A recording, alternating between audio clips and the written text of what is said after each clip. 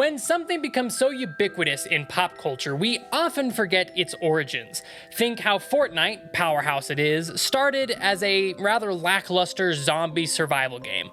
A lot of people don't seem to remember that. Enter Five Nights at Freddy's, the last-ditch Hail Mary effort at game development by indie developer Scott Cawthon. A game whose simple premise, one-of-a-kind gameplay, and hypnotic atmosphere skyrocketed itself into absolute stardom. But you most likely already know that Five Nights at Freddy's is the most successful indie horror franchise of all time, spawning 9 total games, a fuck ton of spin-off novels, and as of today, Friday the 27th, 2023, a full feature-length film written by Scott himself and starring Matthew Lillard and Josh Hutcherson. I love this game series. Like, I genuinely love it. I have played every single game. I have watched every MatPat video. I mean, shockingly, I've even played the board game.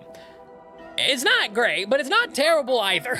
So considering that the movie is dropping today, it felt like it was just right to go back and explore where this all began. You see, Five Nights at Freddy's has become so much more than what its humble beginnings would have led you to believe. But I don't think it's been undeserved. You see, I recently went back and played the original Five Nights at Freddy's for the first time in years. And what I discovered was a indescribably creative, fun to play, and downright terrifying indie horror experience developed by one person, which is unfortunately often forgotten in favor of its successors. We think so much about all the crazy sci-fi and possession shenanigans that the game gets into down the line that it's easy to forget just how effective and terrifying the original one still is today. By the time Five Nights at Freddy's dropped, we had already gotten horror classics such as Amnesia: The Dark Descent and Outlast. Games whose premise relies on taking power away from the player, making them walk face first into danger without any way of defending themselves. FNAF takes this concept of survival horror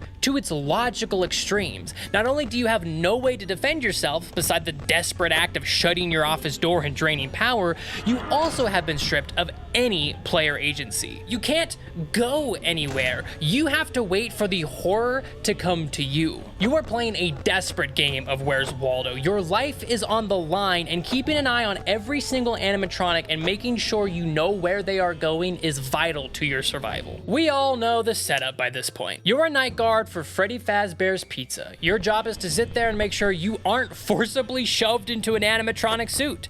You do this by keeping an eye on the cameras and shutting the doors if anyone decides to show up in your door's blind spots. We all know how this game works. But what I want to do today is to really experience this game as a bubble. Just remember what it was like to play this game when it first came out before anything else. Yeah, and before we do that, I would like to address the elephant in the room. Yes, I am wearing a costume. And yes, I am well aware of what this costume makes me look like.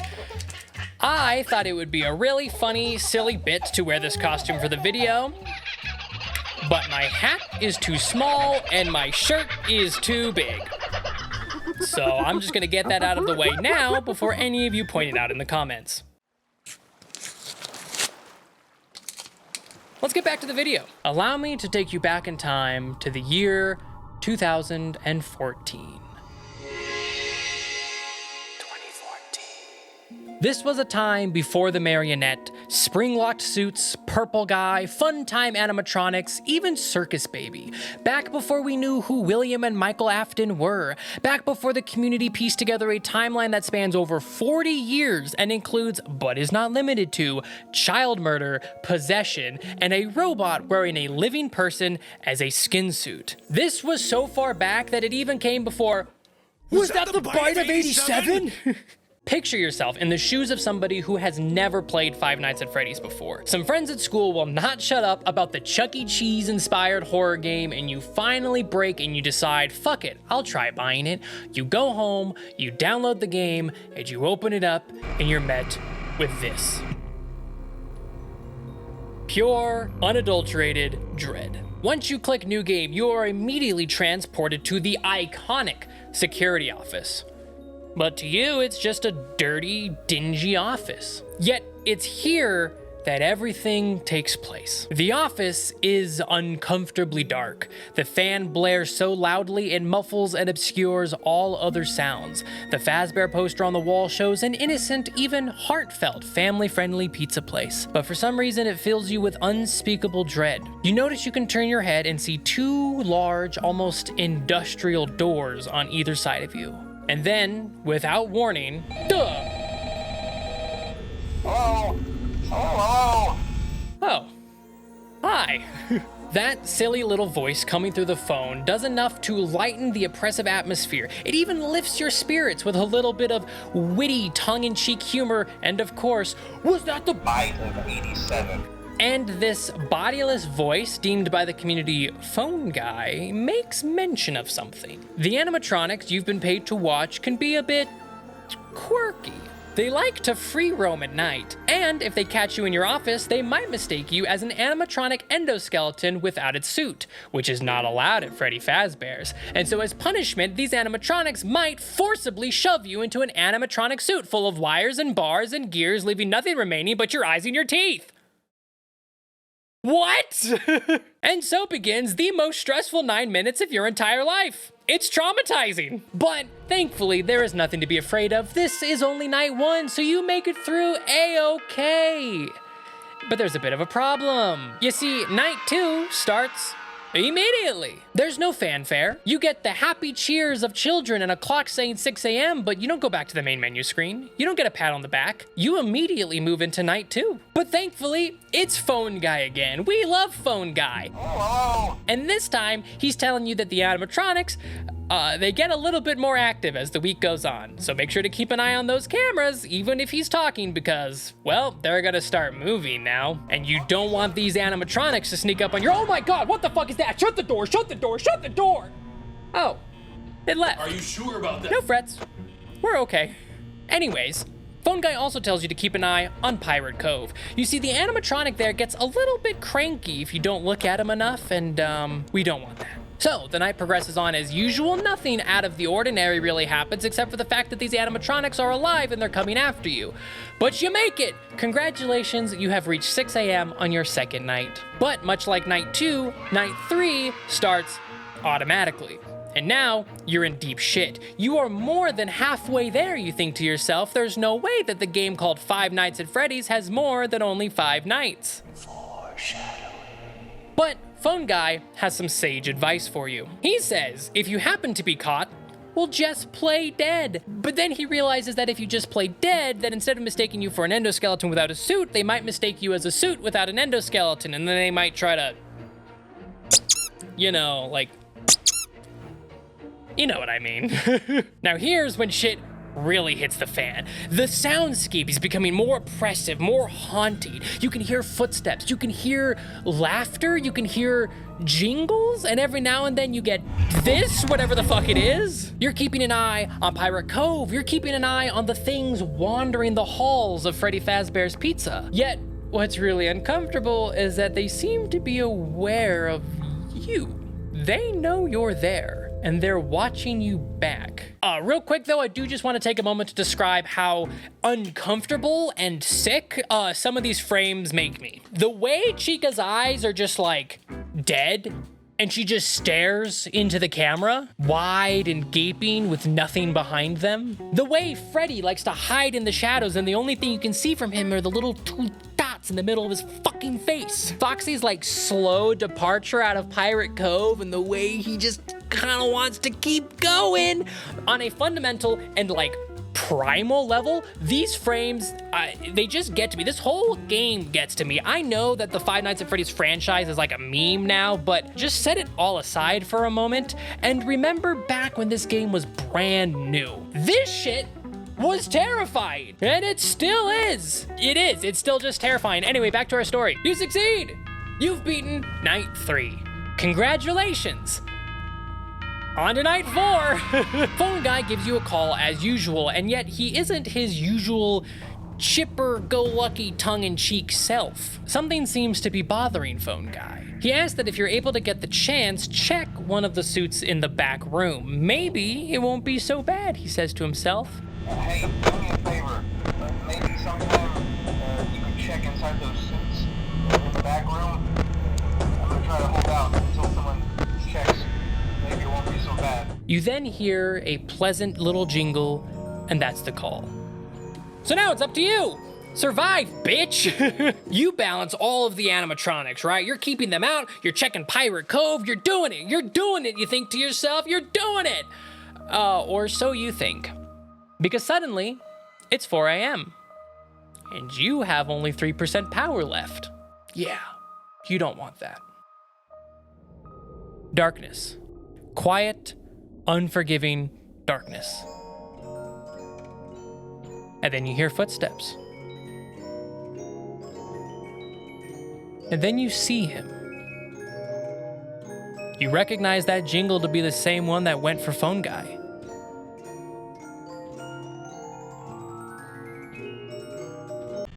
It stops singing. Slow, thundering footsteps. And then Freddy jumps out at you. Jump scare warning. 3, 2, 1, now. Excuse me, what is that? What is, are those my eyes? My eyes! My eyes! Okay, well, try night 4 again. Oh, you succeeded? Congratulations, we're moving on to night 5. This is the final night of 5 Nights at Freddy's.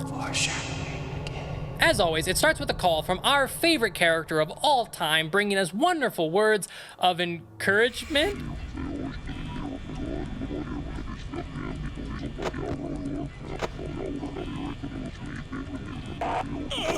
Anyways, moving right along. You begin the night like any other, but this time something is wrong. The animatronics, they are fast, and they are very angry. You make a mistake, boom, you've lost. You make another mistake, you lost again. And that's gonna go on for a while. Your palms are so slippery you could barely hold on to your mouse. Your heart is pounding so fast you might as well be working out. You are hanging on by dear life.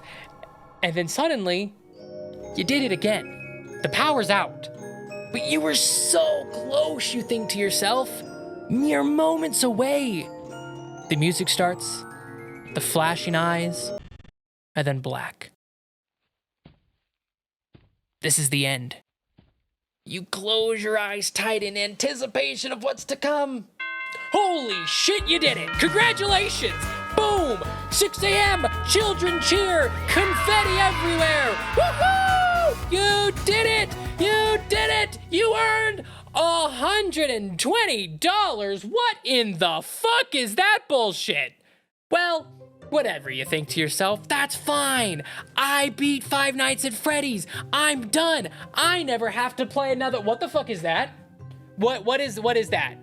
I wasn't told there was a 6th night. This game, no. Yes, famously, 5 Nights at Freddy's is a little bit more than 5 Nights at Freddy's. There is the 6th night, and of course, there is the infamous custom night, which has been dissected and perfected within an inch of its fucking life. Can a games community just leave a little bit of horror left in the horror game, right? Like, we don't have to, like, optimize the fun out of everything. You can have a little bit of fun with it, guys, come on. People like to call 5 Nights at Freddy's a jump scare fest. And yes, while it does have loud and piercing jump scares, I think that discredits everything that the game does to build tension and atmosphere. Because all of those jump scares giving millions of people glimpses into the afterlife would not be nearly as effective if all of the moments leading up to those jump scares weren't piss your pants dreadful. But does that really explain why 5 Nights at Freddy's got so popular? This very simple yet effective gameplay loop? Like, there's no reason that this is what shot 5 Nights at Freddy's into pop culture relevance, right? I mean, it was probably the Let's Plays. And it would be ignorant of me to say that it wasn't the Let's Plays. They played a huge part of this. I mean, this game built Markiplier's career. Was that the bite of it?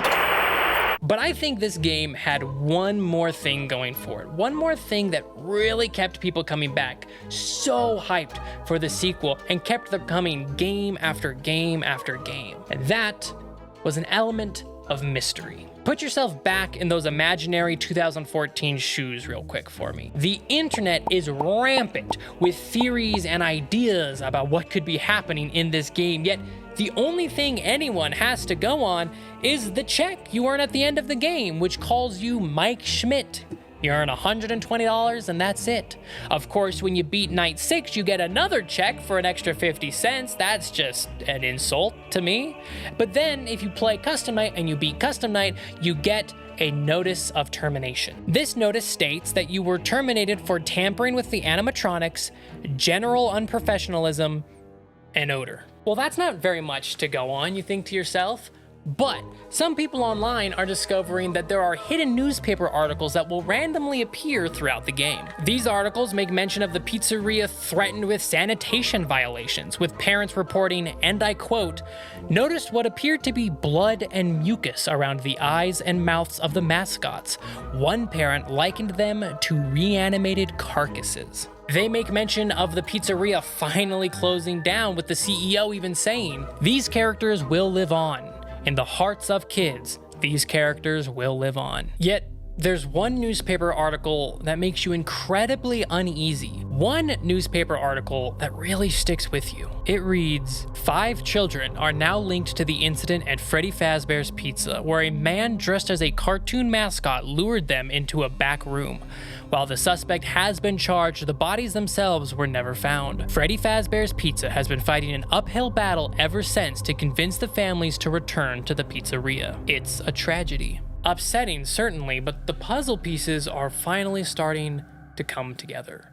Were these children shoved into the animatronics? Is that why they were never found? Is that why they're so hell-bent on shoving you into the animatronics as some sort of cosmic revenge? Wait. Hang on. 5 children have been reported missing. When you think back on the game you just spent hours playing, you faced off against Bonnie, Chica, Foxy, and Freddy. But perhaps, if you were lucky enough, you might have already found the 5th child. 1 in 100,000th chance. Yet I know someone who found it on his 2nd episode. And hopefully you can see now why Five Nights at Freddy's became so popular. It was original, it was creative, it was scary, and it was just weird and fun and mysterious to tear into. It was the right game at the right time. Happy Halloween, and thanks for watching.